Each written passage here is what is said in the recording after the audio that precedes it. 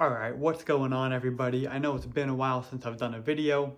Today I'm sitting on the couch, the river's blown out, and I'm just going to talk twitching jigs. I'm tying up a few twitching jigs here, and it's a very controversial thing when you talk about twitching. I see so many posts around Facebook, around the internet, guys talking about it, that are like, oh, twitching is just snagging. You're just a snagger. You might as well throw a corky in an 8-foot leader or a treble hook in lead.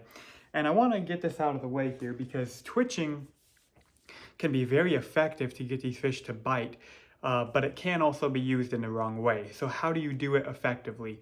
So what I see people doing wrong a lot of times is when you have a twitching jig, let me just grab a jig head. All right, I don't have a fresh one tied up right now. I'm gonna start tying them, but here's a jig head, right, that I'm tying twitching jigs on. This is a 1/2 ounce weighted jig head with a pretty big stout hook. And you look at this thing, right, and imagine I tie some feathers on there, and you would think, if I got a bunch of coho sitting in one spot piled up in like a smaller river, and I chuck this jig head in there, and I start jerking on it, obviously you're gonna snag fish. It's just a given, right? If you got fish piled up, especially that are lockjaw, a lot of times the lower clear water, pressured fish, I see people throwing these bright colored twitching jigs at them, and they're just throwing it in there, letting it hit the bottom, and doing these big rips, right? And those are the guys that end up snagging, whether they're trying to or they just don't know what they're doing. Those are the guys that end up snagging a lot of fish on a twitching jig. Now, how do you effectively fish a twitching jig and get them to eat it? Number one is going to be conditions. The best conditions for a twitching jig is going to be that water that is a little bit more green, a little bit more moving water maybe, and those times where the fresh fish are moving, right? I'm not going to go fish a river that's low and clear, got a bunch of stale fish, and throw a bright colored twitching jig.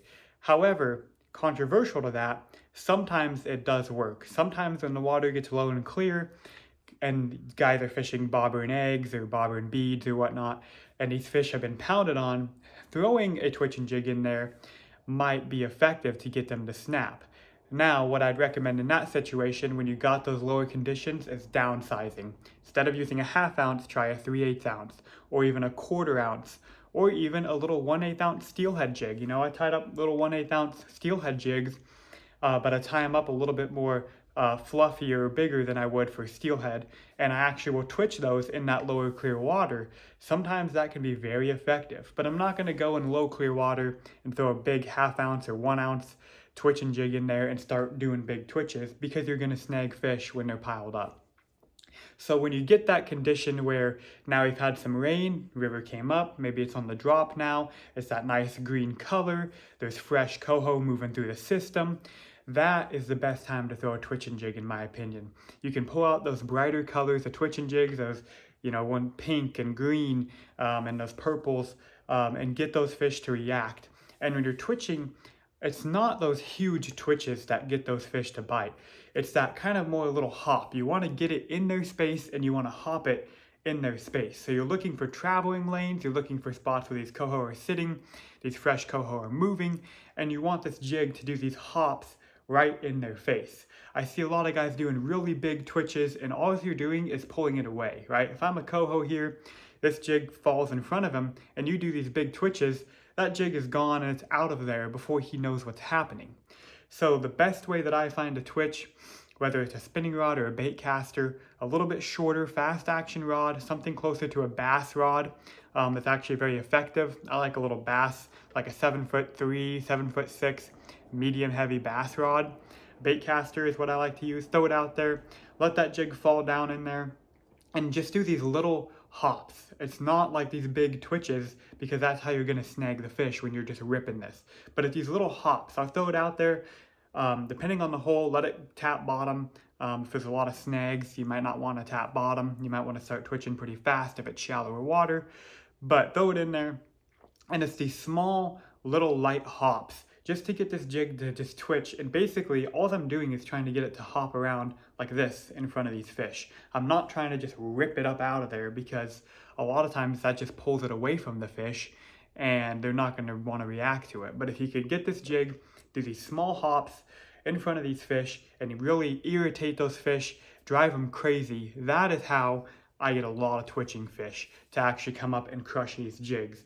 And these coho, we don't give them a lot of credit, but a lot of times if you guys watch Addicted Fishing, they're kind of figuring out is these coho are more aggressive than we think, especially fresher fish that are moving in the system, right? They're catching them on spinner baits, on bass lures that are hopped in front of them, right? These coho are aggressive fish when they haven't been picked on.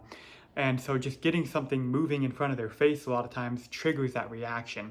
So you don't necessarily need to just rip a jig through there on these stale fish, right? Wait till there's some moving water, there's some fresh fish in the system. That is when you want to throw a twitching jig. Just light little twitches, get it to kind of hop in front of those coho, and they come up and smash it. So that's my take on coho fishing with twitching jigs. Hopefully you guys kind of made sense of that. Don't be one of those guys that goes out there and you got 20 coho in this little tiny run, low clear water, throw a 1 ounce twitching jig and start just yanking, because that's how you snag these fish. And it gives us a bad reputation, you know, and everyone thinks that's twitching is just snagging because of that. But if everyone went out there, paid attention to the conditions, adjusted jig sizes based on conditions, and just did these nice little twitches that just get that jig hopping, drives those fish crazy. That's the right way to do it, guys. So, you know, I hope you guys are having a good coho season. Like I said, we've got some good rain now, so it should start getting really good. I haven't posted a video just because I've been busy and fishing hasn't been that great for me. Haven't been out a whole lot, but now we've got some rain and it should be go time. So I'm gonna tie up some twitching jigs and I'm gonna hit the river.